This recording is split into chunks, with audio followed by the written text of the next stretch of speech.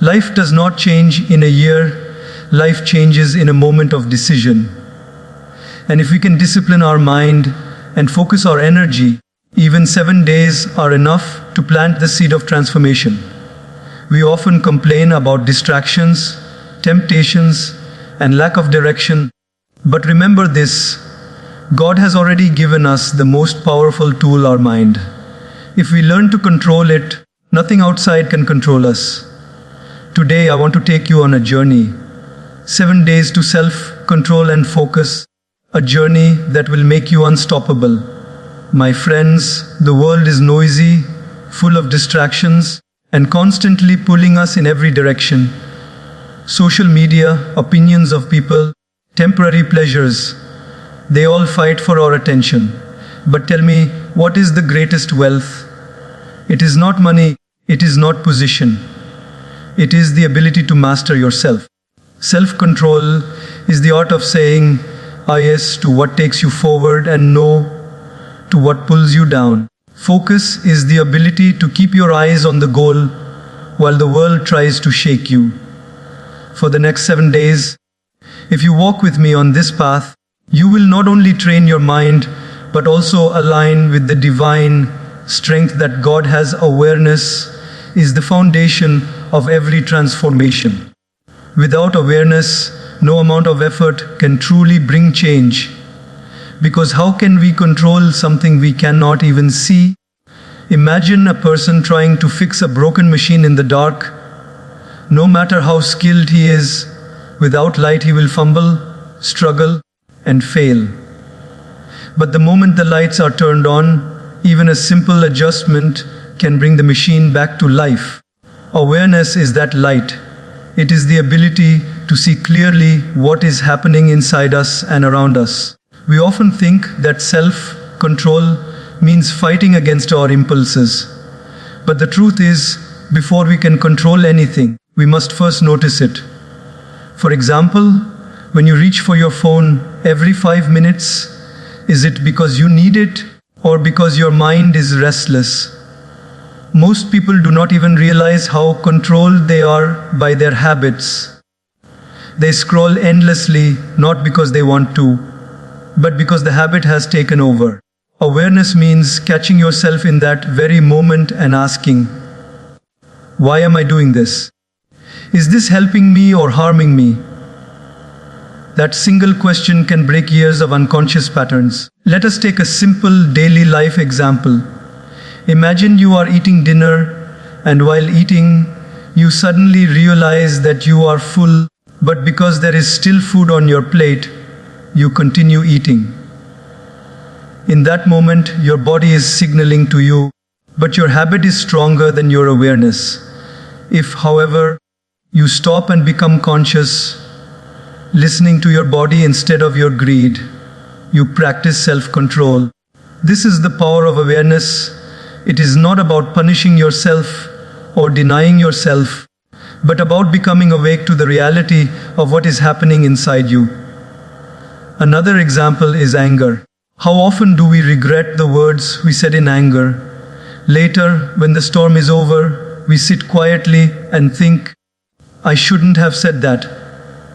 But in that heated moment, awareness disappeared and reaction took over.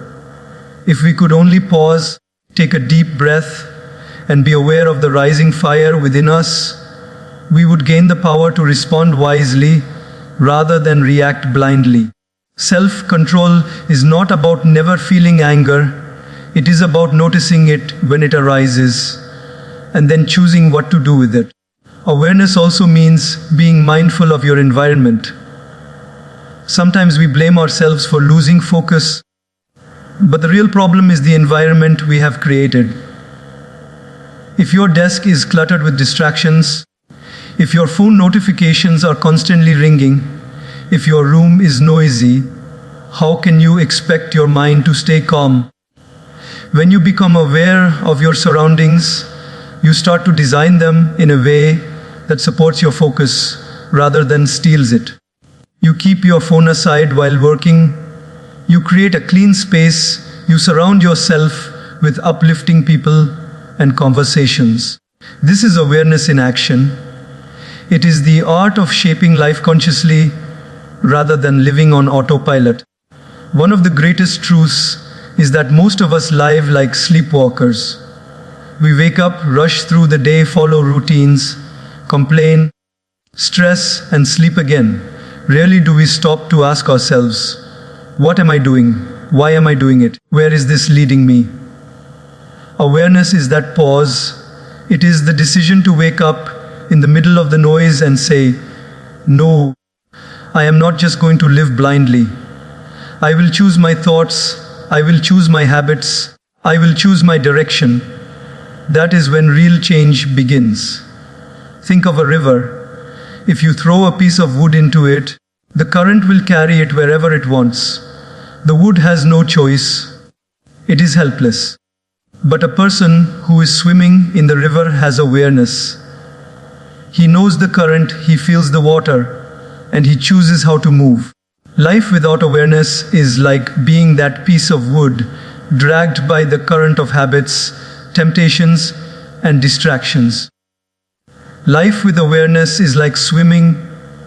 You may not control the river, but you can guide yourself with strength and wisdom.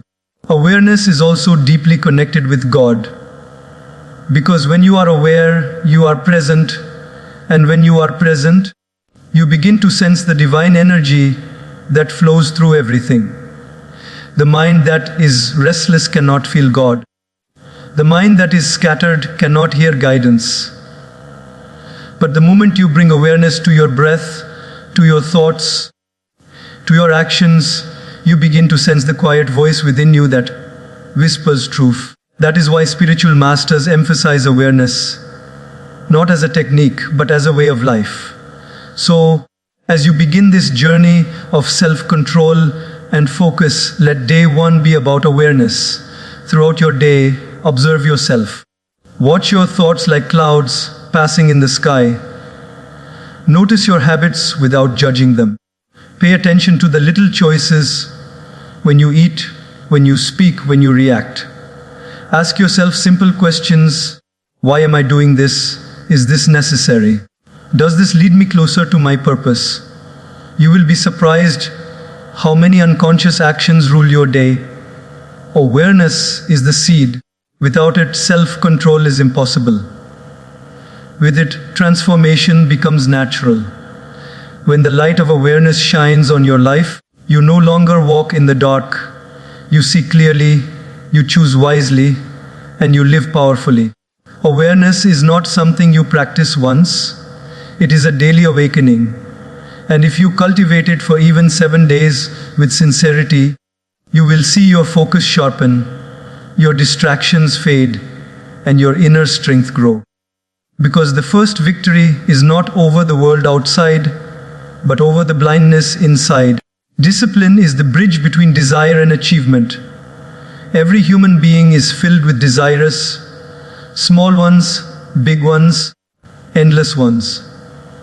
From the moment we wake up, our mind is flooded with cravings to eat something tasty, to check the phone, to sleep a little more, to escape effort, to avoid responsibility. Desires are not wrong, they are part of human nature. But the problem begins when desires become the master and we become the slave. If every impulse dictates our actions, then our life is no longer in our hands. Self-control is the art of putting discipline above desire. Imagine a student preparing for an exam. His mind desires comfort, fun, and relaxation. But discipline demands that he sit with his books, focus, and prepare. If he follows only desire, he may enjoy the moment but suffer later when failure comes. If he follows discipline, he sacrifices the moment but enjoys the fruit of success later. This is the eternal battle of life, the clash between short-term desire and long-term vision. Those who win this battle are not necessarily the most talented, but the most disciplined. Think of your own mornings. How many times have you set an alarm with the intention to wake up early? And how many times has the desire for just 5 more minutes of sleep won over discipline? That single moment decides whether your day begins with strength or with weakness. The truth is, life is not shaped in big events. It is shaped in these tiny daily choices. And discipline means standing firm in those little battles where desire whispers one thing, but your higher self knows the truth. Discipline is not about denying yourself everything, it is about choosing wisely. For example, you may desire to eat junk food, but you also desire to be healthy and strong. Which desire do you serve? The temporary craving of the tongue, or the lasting well-being of the body? Every time you choose health over temptation, you are building self-control. And the beauty is that the more you practice discipline, the stronger it becomes. It is like a muscle, the more you train it, the more powerful it grows. Let us take a practical example of someone saving money. One person spends every time desire arises, a new gadget, new clothes, endless outings. Another person, though tempted, practices discipline. He saves, invests, and controls his urge for unnecessary spending. 10 years later, the difference is massive. One has empty pockets and regrets, while the other has security, freedom, and peace. It was not fate, it was discipline. The truth is, desire seeks pleasure now, but discipline seeks purpose later. If you live only for pleasure, your life will be shallow like sugar, sweet in the mouth, but harmful to the body. If you live with discipline, your life will be nourishing like healthy food, sometimes bland at first, but filled with energy and strength. This is why discipline is greater than desire, because it builds a future while desire only lives in the present. Yet, many people misunderstand discipline. They think it is punishment, strictness, or a boring life. In reality, discipline is freedom. Imagine a person who has no discipline with food. He eats endlessly and soon his health suffers. Is that freedom? No, it is slavery to desire. Imagine a person with no discipline with words. He says whatever comes to his mind, and soon he loses respect and relationships. Is that freedom? No, it is bondage. True freedom comes when you are not a prisoner of your desires, but the master of them. Discipline is also connected to God's strength. Desires often blind us, but when we pray for clarity and align our actions with divine guidance, we find the courage to rise above temptations. Think of a person fasting, not just from food, but from anger, from gossip, from waste. The practice of fasting teaches us discipline. It shows that we are stronger than our cravings. It shows that our soul is more powerful than our body. This spiritual discipline builds focus and control that last far beyond those days of fasting. Let us not forget the story of the farmer. He desires to rest, but discipline makes him wake up early to plow the field. Desire says, skip today, enjoy your comfort. Discipline says, work today, harvest tomorrow. Months later, the disciplined farmer eats from his hard work while the lazy one begs. Life rewards discipline, not mere desire. In our modern world, temptations surround us like never before. Endless entertainment, fast pleasures, instant gratification. But greatness is never born in comfort, it is born in discipline. A writer who sits daily to write, even when uninspired, becomes an author. An athlete who trains daily, even when tired, becomes a champion. A student who studies daily, even when distracted, becomes a scholar. It is not desire that creates excellence, it is discipline.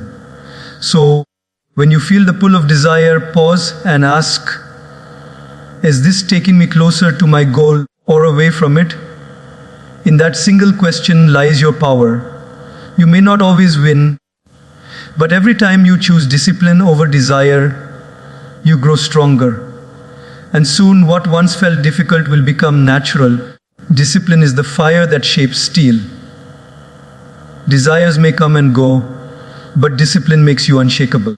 It is the silent force that builds character, focus, and inner strength. And if for even 7 days you commit to putting discipline above desire, you will notice a profound change. Your mind will be sharper, your distractions fewer, and your control over yourself far greater. Because in the end, the strongest person is not the one who conquers the world, but the one who conquers himself. The mind is like a fertile field. Whatever seed is planted in it, good or bad, will grow and eventually shape our life. If we allow negativity, fear, and distractions to enter freely, they will spread like weeds and choke the beauty of our inner garden. But if we carefully guard the mind, planting seeds of wisdom, positivity, and focus, it will bloom with strength and peace. Guarding the mind is not about shutting the world out. It is about choosing wisely what we allow in. Think about how we guard our homes. We lock our doors at night. We do not let strangers walk in and take whatever they like. We protect what is precious inside. Yet when it comes to our mind, we often leave the door wide open. Every random thought, every negative opinion, every piece of gossip enters freely.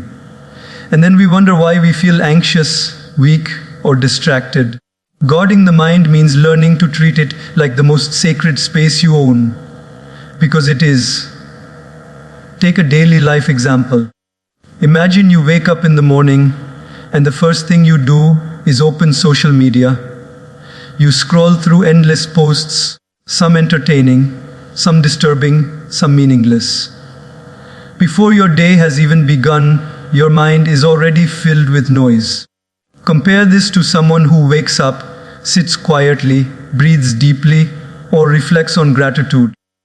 One person starts the day with clutter, the other with clarity.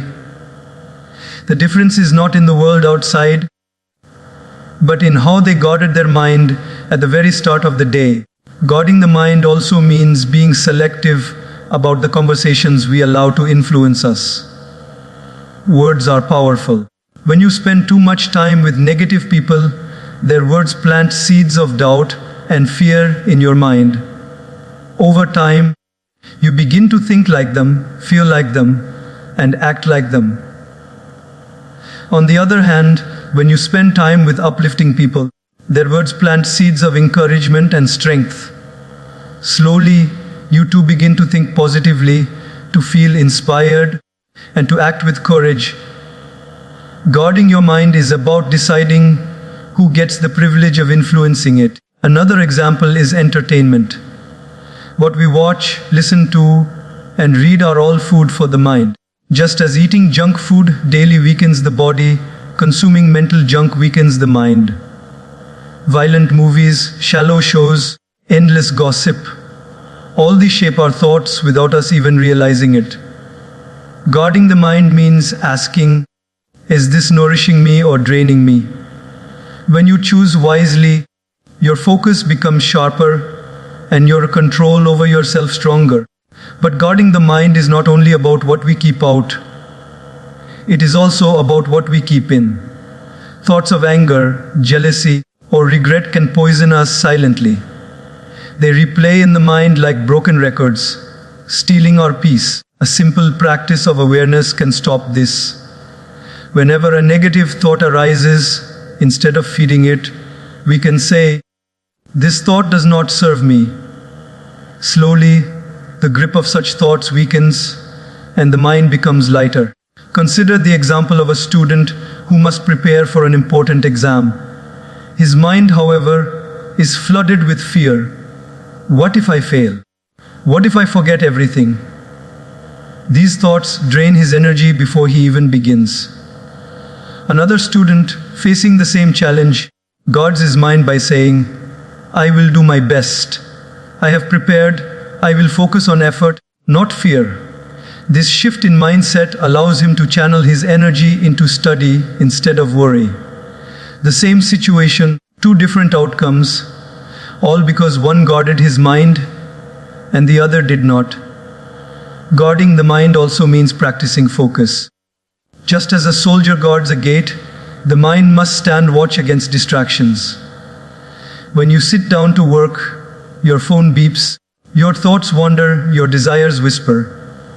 If you are unguarded, you